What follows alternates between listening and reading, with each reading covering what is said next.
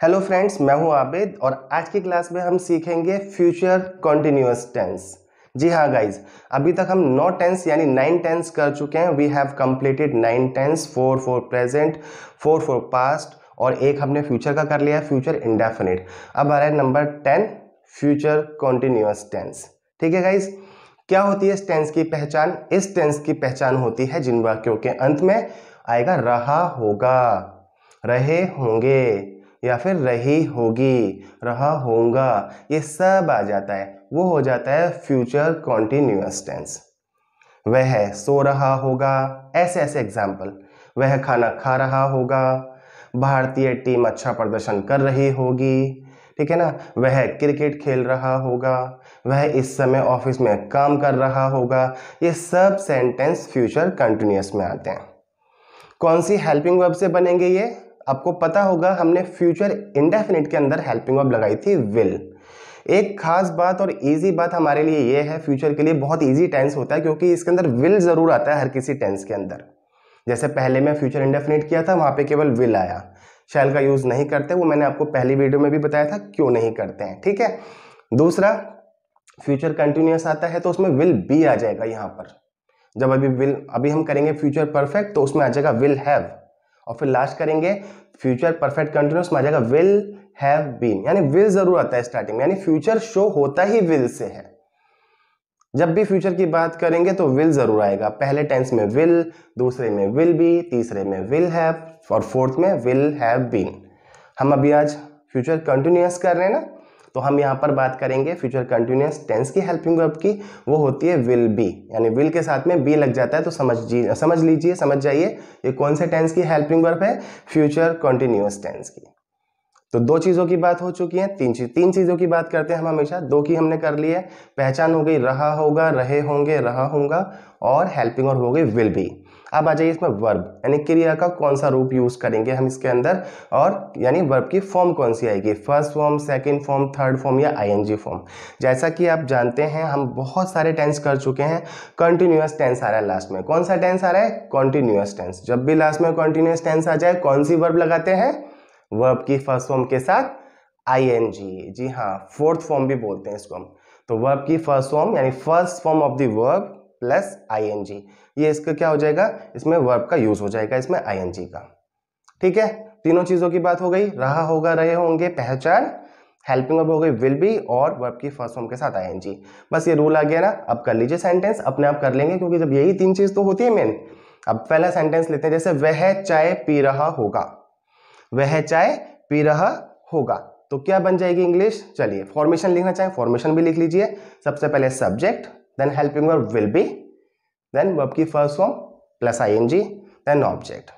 तो subject will be, first form of the verb with ING, then object. तो क्या sentence लिया हमने? वह चाय पी रहा होगा, तो ही हो गया सब्जेक्ट, हेल्पिंग वर्ब हो गई विल बी, तो ही विल बी। चाय पीने के लिए टेक लगाते हैं तो टेक से टेकिंग हो जाएगा क्योंकि आईएनजी का वर्ब का यूज करना है हमें यहाँ पर। तो ही विल बी टेकिंग, क्या ले रहा होगा? चाय पी रहा होगा ना, तो ही will be taking tea. He will be taking T. अब हमें बनाना है इसका नेगेटिव, वह चाय नहीं पी रहा होगा। तो हेल्पिंग वर्ब के बाद में नॉट लगाते हैं ना, लेकिन यहाँ पे विल और बी दो हेल्पिंग वर्ब है। इसमें ज्यादातर गलत कर देते हैं सभी लोग, हम सभी गलत कर देते हैं। क्या करते हैं? विल और बी के बाद में लगाते हैं नॉट। नहीं, जब भी दो हेल्पिंग वर्ब आती हैं साथ में तो उनके बीच में लगता है नॉट, यानी विल और बी के बीच में आएगा नॉट। ध्यान रखना है आपको, कभी गलत नहीं होगा। दो हेल्पिंग वर्ब जब भी आ जाए समझ जाइए उसके बीच में आएगा नॉट।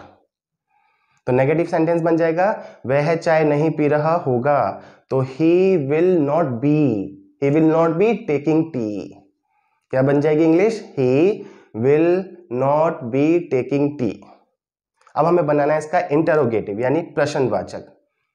क्या वह चाय पी रहा होगा? तो क्या बन जाएगी इंग्लिश? विल पहले आ जाएगा इसमें। विल ही बी यानी सब्जेक्ट भी दोनों हेल्पिंग वर्ब के बीच में ही लगाएंगे हम। Will he be taking T. अब इसका बनाइए इंटरोगेटिव और negative. Will he not be यानी सब्जेक्ट भी बीच में और नॉट भी बीच में, यानी बी और विल के बीच में ही आएंगे दोनों चीजें, पहले subject then not. Will he not be taking tea. क्या वह चाय नहीं पी रहा होगा? वह चाय क्यों पी रहा होगा या कहां पी रहा होगा? कहां के लिए लगाते हैं? वेयर। तो वेयर पहले लगा देंगे और सेम फॉर्मेशन कौन सी आ जाएगी, इंटरोगेटिव वाली, where will he be taking tea, where will he be taking tea.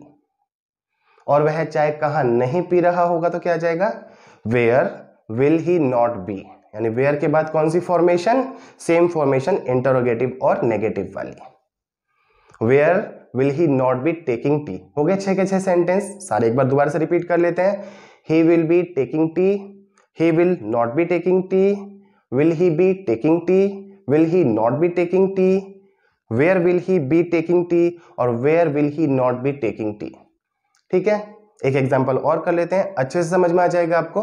ठीक है, दूसरा एग्जांपल ले लेते हैं, जैसे वह टीवी देख रहा होगा, कहते हैं ना वह टीवी देख रहा होगा अभी, तो कैसे बनाएंगे इसको, वह टीवी देख रहा होगा, तो ही विल बी वॉचिंग टीवी, वह टीवी नहीं देख रहा होगा, negative, he will not be watching TV.